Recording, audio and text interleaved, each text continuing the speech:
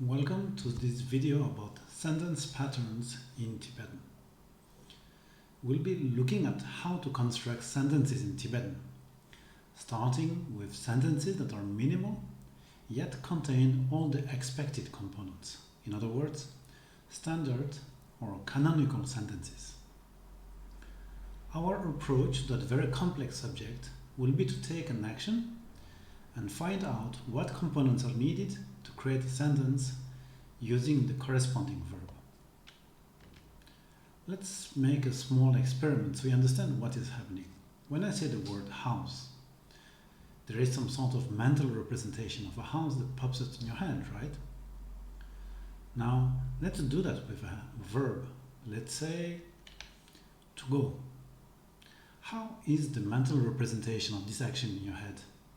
I would guess that since the physical action of going is more or less the same for all humans, your mental representation of it probably includes three things.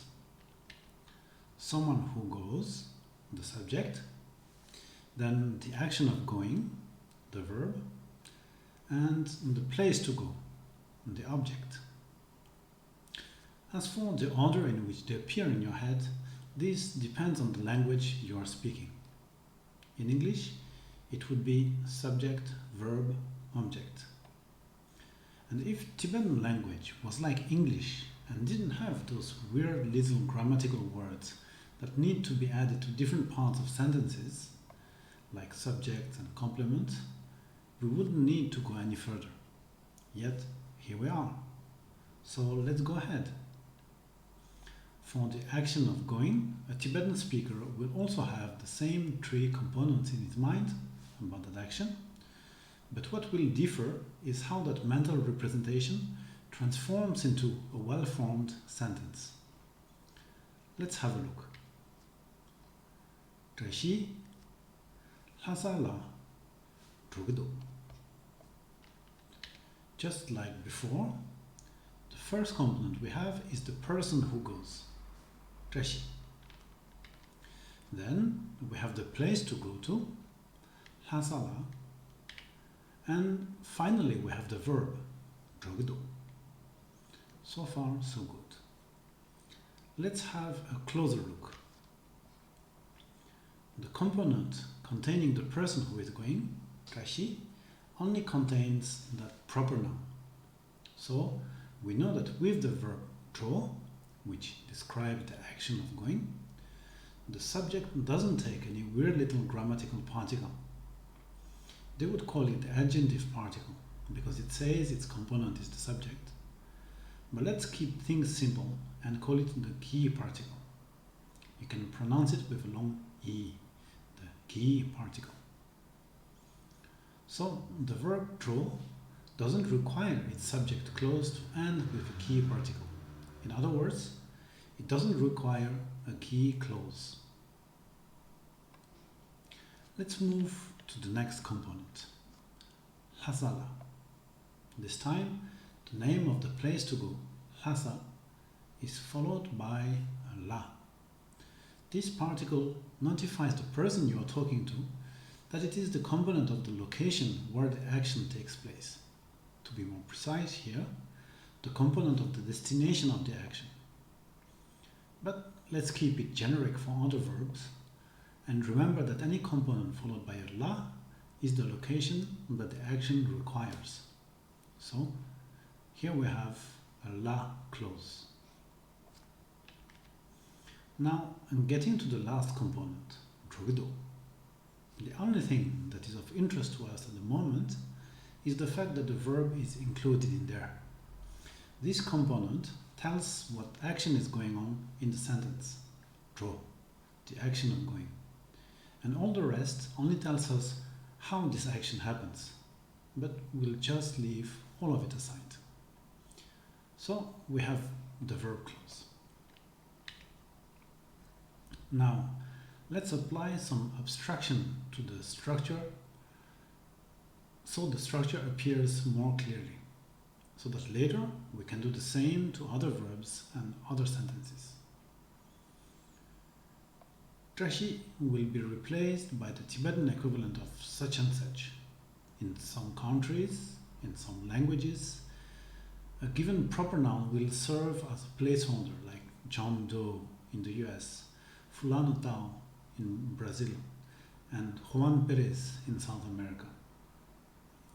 In Tibetan, whether it is for people, places, or things, the equivalent placeholder will be numbers, starting from 1. So, instead of someone has told me that, you will have chigi ngaladi loves. For I ate something, you will have nge chig zain.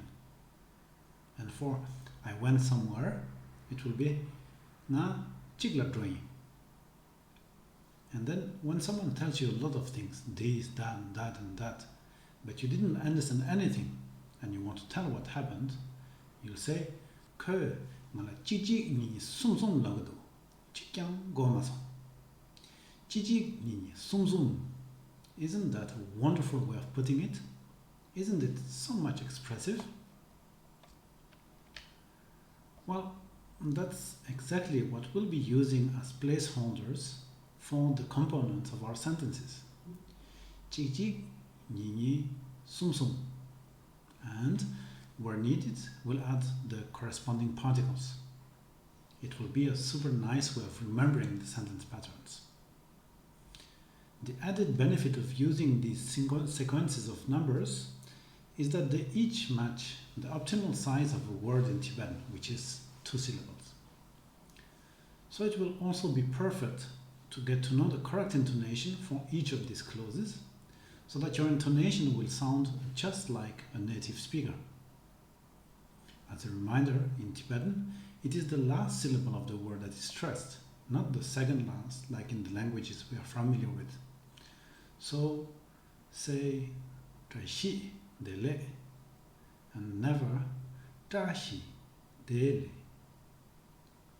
But then, when those words are in sentences, it is the melody or the intonation of the sentence that will take priority. This might sound complicated, but it's actually quite simple. Let's take 3 words and turn them into a sentence. Trashi, momo. It's not momo. Both syllables just as flat as the other. It's momo, momo. The last syllable is stressed, always. So, trashi, momo, and finally za, to eat. Now, let's turn them into a sentence. Trashi ki, momo, sagido. Notice the intonation for the subject clause, the ki clause, trashi ki. See how the second syllable of trashi is not as stressed anymore as when we pronounce the word on its own. Trashi ki. Do you hear that it is little dampened and that it is the intonation of the ki particle that becomes the strongest? Trashi ki. Look at how the intonation looks like when we go down the wave and go up really high. Ki. That is the intonation of the ki clause, the subject in our sentence. So, let's use our wonderful placeholder. Trashi ki becomes chik chik ki. Do you see how the intonation is preserved by our placeholder? Trashi ki, chik chik ki. Now, let's go to the next component of the sentence. Momo sagido. So, momo is stressed in this way in the sentence. It is the last syllable of the whole clause that gets stressed. Let's say we had momo tsabu denso. the intonation pattern would be all the syllables are dampened except for the last syllable, which is stressed. Momo tsabo denso. Notice that we still follow the intonation of individual words, but this new rule says that everything is dampened except for the last syllable that is stressed. Momo tsabo denso. Just for you to really see this in the full sentence, 다시 기 모모 차보 denso 사기도. But in our sentence, we only had momo.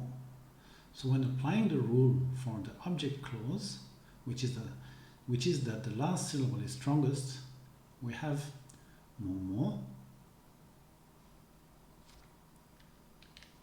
and then 사기도. So, summarizing the intonation rules of clauses, there are two things happening. First, the general rule is that the clauses dampens. Second, the particle of the last syllable, the particle or the last syllable takes the intonation corresponding to its clause. Now, let's see how it applies to our sentence. 다시 기, 다시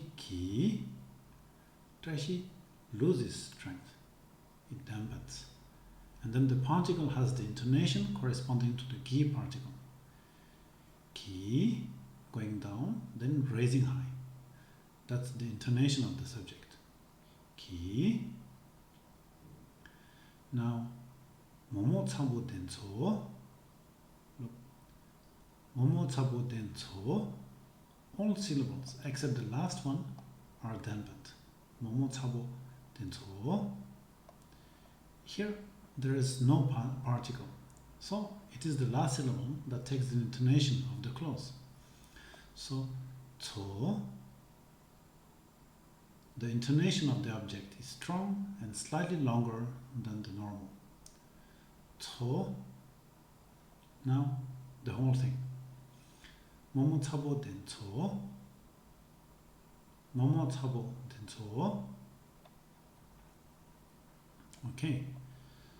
So we know that all the clauses follow the regular intonation of individual words, but are dampened because of being inside clauses. We also know that it is either the particle or the last syllable that will have the intonation corresponding to the clause. Let's hear once again our initial sentence. 다시 기 모모 사기도. 다시 기 모모 사기도. Let's use our placeholders. 찍찍기 니니 사. So that is what we will repeat until we integrate the intonation and the structure of a sentence made with the verb 사. Let's do it together. 사와 찍찍기 니니 사. Once again. 사와 찍찍기 니니 사. One last time. 사와 찍찍기 니니 사. Notice that 제바보 stands for subject and that 자외율 stands for object. Whenever you see something in this column or that other one, you will know that that's the intonation you should use. Okay, great. Now, after you have repeated a certain amount of time, 사와 찍찍기 니니 사. 사와 찍찍기 니니 사. 사와 찍찍기 니니 사. Once you have done that, then when you will need to remember the structure or the intonation pattern of a sentence that has za as its verb, you'll only need to say 사와 and the rest will follow automatically. 사와 찍찍기 니니 사. Very good. Now let's do the same for our first sentence. 다시 하살라 조그도. Thinking about the action of going using the logic of languages like English, wouldn't we be tempted to use the key particle because 다시 must be a subject? Well, that's exactly why we need these sentence patterns. The sentence patterns of draw doesn't take any key clause. Sorry for that. So, technically speaking, 다시 isn't a subject clause. It is in a topic clause. As the name suggests, it contains the topic, what the sentence that follows is talking about, while remaining somehow outside the sentence itself. The traditional explanation for why there is no key particle is that any action where both the one doing the action and what his action acts upon are the same won't require any key particle. For the action of going, the one going and what his action acts upon, his body, these two are the same. Both are himself. In opposition to that, we have actions like eating that act on something external to the one doing. The momo is being eaten, for example. Now, let's extrapolate a bit for the sake of making things easier to remember. For you and do, when you say you have something in Tibetan, what you actually say is, to me, there is something, right?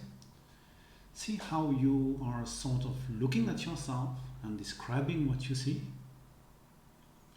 Well, for all the verbs where the subject acts on himself, we also adopt a third-person perspective and say, as for me, I am going. So we could say that whenever the subject acts upon himself, the action is described from the outside and the subject becomes a topic, which is why there is no key particle anymore. Listen once again for the intonation of the topic. 다시 하살라 조그도. Let's make the subject longer so we can see what happens to the whole clause. Nge 조고 다시 하살라 조그도. The intonation rule for clauses is still the same. The whole thing is dampened, and what stands at the very end is stressed. And here we don't have any particle. Topics don't have any particle. Listen once again. The last syllable is stressed, but the intonation goes less high and isn't lengthened like the object clause. Let's take a sentence that contains both a topic and an object.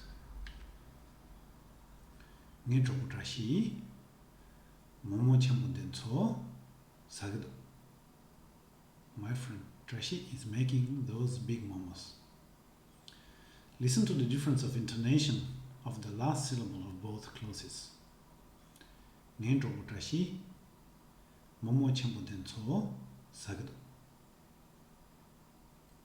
Do you hear how they are slightly different? Let me pronounce the regular individual word intonation and then the clause intonation. Trashi. Trashi. Once again. Trashi. Trashi. In both cases, the intonation is the same, right? So the intonation for topic clauses only applies to regular stress, only applies the regular stress we have for individual words. Now, the object clause. denso. denso. Notice how the intonation goes higher and is longer. denso. denso. So the intonation for object clauses is stressed higher and it is lengthened. It's somehow normal since the object usually contains more information than the topic. So you stress it in order to be sure that it is heard by the person listening to you. once again the whole sentence so you can see it all together. Ngen tropo dashi momo chenpo denso sagdo. Now let's go back to the previous sentence. As for all other clauses, it is dampened, but the last word before the la particle is stressed. Then the la is pronounced in a low intonation, a little bit like if you were reaching your destination and relaxing. Hasa la. Hasa la. Let's make the clause longer to hear the whole intonation. Trongger chenpo hasa la. Trongger chenpo hasa la.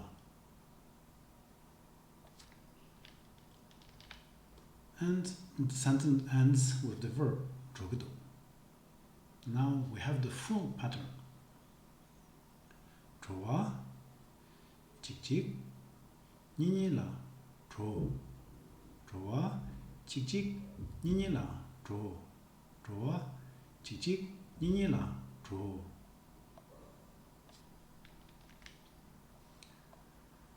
The way components are dampened until the very end is like saying all of these that you're hearing goes together. It is a single unit. Then applying the corresponding intonation either on the particle or the last syllable is like saying, and actually this component is a subject and that one an object or a topic, etc. So now you know what intonation to apply to the 주시 column, the topic clause, and you also know the intonation of the 자외율 column, the object clause, and also the ladun column, the la clause. And we have one last component to look at. Let's do it with the verb 용. Like at the beginning, let's think about what components the action of coming requires. As for me, I have someone is coming from somewhere. So 3 components. You might have thought about another pattern, such as the one found in wait a minute, I am coming. It is also a valid sentence pattern for 용, but this time let's look at the one with 3 components. So we can look at the components that tells from where the action is happening. Here, from where the person is coming. That is the ne clause. Let's have Trashi come back from Lhasa. Trashi Lhasa ne 용기도. Trashi Lhasa ne 용기도. So as you see, the intonation of the ne clause is similar to the la clause. The sentence pattern is 용와 직직 니니네 용. 용와 직직 니니네 용. 용와 직직 니니네 용.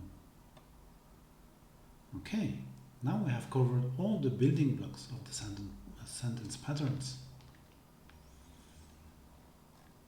Putting all the clauses that we have seen so far and putting them in the order they will appear in sentences. We have first 주시, the topic clause, then 제바보, the subject clause, then 내다, the ne clause, then ladun, the la clause, then 자외율, the object clause, and finally 자직, the verb clause.